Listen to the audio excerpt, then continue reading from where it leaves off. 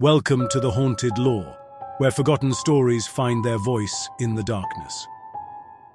Today we journey to Newark, New Jersey, to a place where the boundary between our world and the next grows thin, Brook Park, home of the legendary White Lady Tree.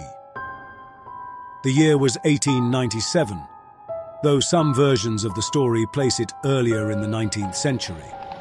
Newark was a different city then, with horse-drawn carriages instead of automobiles and gas lamps, casting long shadows across cobblestone streets.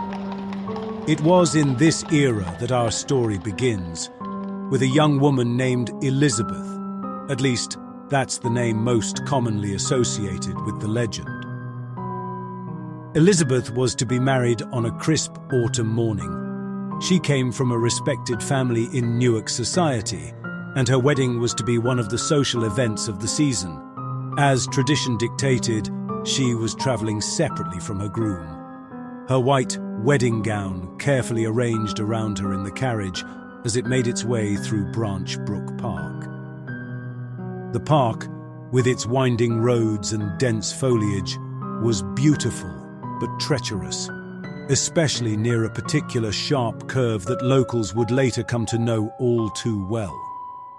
As Elizabeth's carriage approached this curve, something went terribly wrong.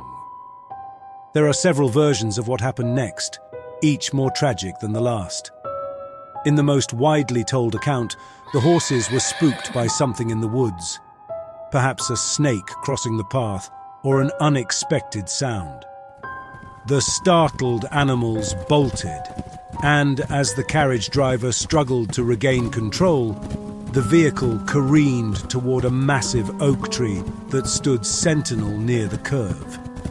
The impact was devastating. The carriage splintered against the unyielding trunk, and Elizabeth was thrown violently forward. Her neck struck the wooden frame of the carriage with such force that it broke instantly. In other tellings, she was impaled by a broken beam from the carriage. Her white wedding dress slowly stained crimson as her life ebbed away beneath the tree's spreading branches. What happened in the moments after the crash has become central to the legend. Some versions say that Elizabeth did not die immediately, but lingered for several agonizing minutes. With her final breaths, it said she called out for her betrothed, desperate to fulfill her vows even as death claimed her. Others maintain that her death was instantaneous, a small mercy in an otherwise merciless fate. But all versions of the legend agree on one crucial detail. The oak tree that witnessed her death became inextricably linked to her spirit. The location of the crash wasn't just the site of a tragedy, it became a doorway. The connection between Elizabeth and the tree grew stronger with each passing year. Locals began to notice unusual phenomena around the massive oak. On the anniversary of the crash, the bark would sometimes appear to weep a clear substance that resembled tears. Flowers planted near its roots would bloom white, regardless of their natural color. And most strikingly, birds would never perch on its branches, as if respecting the sacred nature of the site. By the early 20th century, people began referring to it as the White Lady Tree. Someone, no one knows who, painted the trunk white, some say to honor Elizabeth's wedding dress, others believe it was to warn travelers of the supernatural presence that lingered there. The white paint needed no maintenance. Strangely, it never seemed to fade or peel, defying the natural weathering that affected other marked trees in the park. The first reported sighting of Elizabeth's ghost came in 1923, when a park groundskeeper claimed to see a woman in a tattered white dress standing beside the tree at dusk. When he approached to offer assistance, thinking she was a lost visitor, she turned to face him, revealing a face described as beautiful but wrong somehow. with eyes that seemed to hold all the sorrow in the world. Before he could speak, she vanished, leaving behind only the scent of lilies, the same flowers that had been chosen for Elizabeth's wedding bouquet. Throughout the 1930s and 40s, sightings continued, though they were sporadic and often dismissed as imagination or hysteria. But in the 1950s, something changed. The appearances became more frequent, more vivid, and more interactive. The White Lady no longer simply stood by her tree. She began to wander the surrounding paths, sometimes approaching vehicles that drove too quickly around the curve where she had died. This brings us to one of the most famous incidents in the White Lady's history.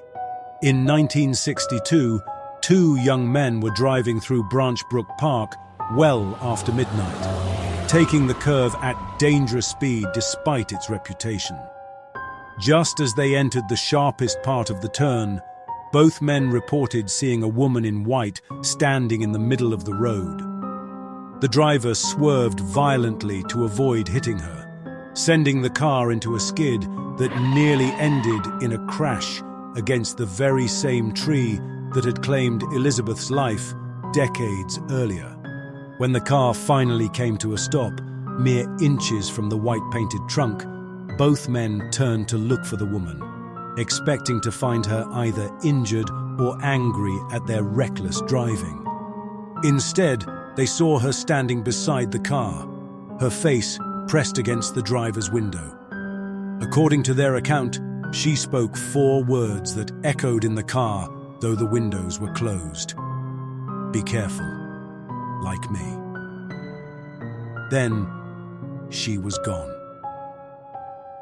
The men's story spread rapidly through Newark, bringing renewed attention to the legend.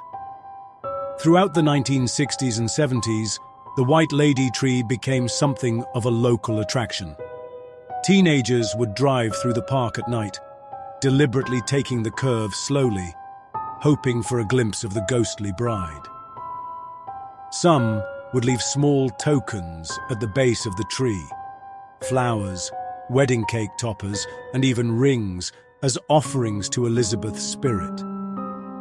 The tree itself began to take on an almost sacred status in local folklore. It was said that couples who visited the tree before their wedding and left an offering would be blessed with a long and happy marriage. Elizabeth ensuring that others would receive the joy that had been denied to her. Conversely, those who showed disrespect to the site were said to experience misfortune, particularly in matters of the heart. As Newark changed over the decades, so too did Brook Park.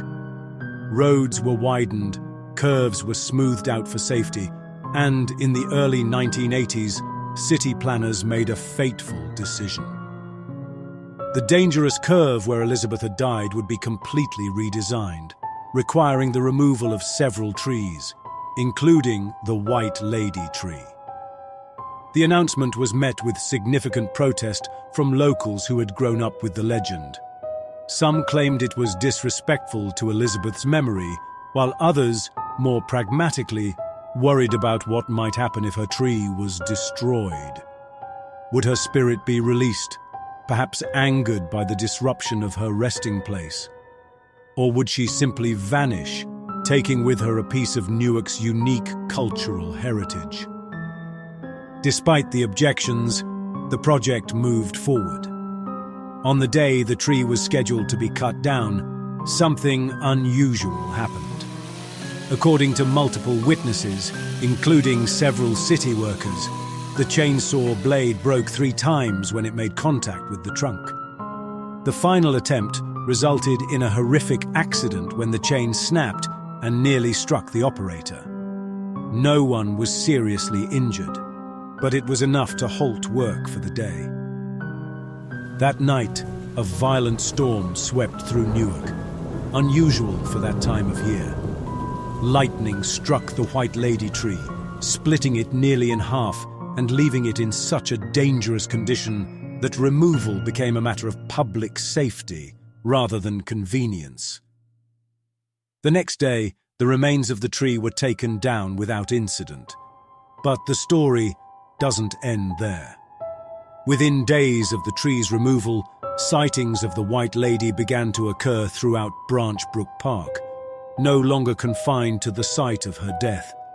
Some theorized that by destroying her tree, the city had unintentionally set Elizabeth's spirit free to roam. Others believed she was searching for a new anchor in our world, confused and disconnected after losing her decades-long connection to the oak. The most compelling theory came from an elderly Newark resident who claimed her grandmother had been present at Elizabeth's funeral. According to family law passed down through generations, Elizabeth wasn't buried with the traditional wedding band that would have been placed on her finger during the ceremony she never lived to see. Instead, her grieving fiancé had placed the ring in a small hollow in the oak tree near where she died, believing that their love should remain at the site of its tragic ending. If this account is true, it raises the question: what happened to the ring when the tree was destroyed? Was it found by a city worker who kept quiet about their discovery? Was it lost among the mulch and debris? Or could it still be out there somewhere in Brook Park, a physical tether keeping Elizabeth bound to our world? Visitors to the park today often report a sense of being watched when they pass the site where the White Lady tree once stood. Some claim to feel a sudden chill, even on the warmest summer days. And the sightings continue. A glimpse of white moving between the trees at dusk. The sound of a woman weeping carried on the wind. The unexpected scent of lilies where none are planted. The legacy of the White Lady tree lives on in Newark's collective memory, a reminder that some connections transcend physical boundaries, that some stories refuse to be concluded neatly, and that sometimes love and tragedy can echo across time, touching the lives of generations yet unborn. As we draw the curtain on today's tale, I invite you to consider the spaces in your own community that might harbor similar secrets. Every town has its White Lady tree, a place where history and mystery intertwine, where the past refuses to release its grip on the present. If you enjoyed this journey into Newark's supernatural heritage, please subscribe to the Haunted Lore podcast for more explorations of America's most chilling local legends. Follow us on social media, leave a review, and share with fellow enthusiasts of the unexplained.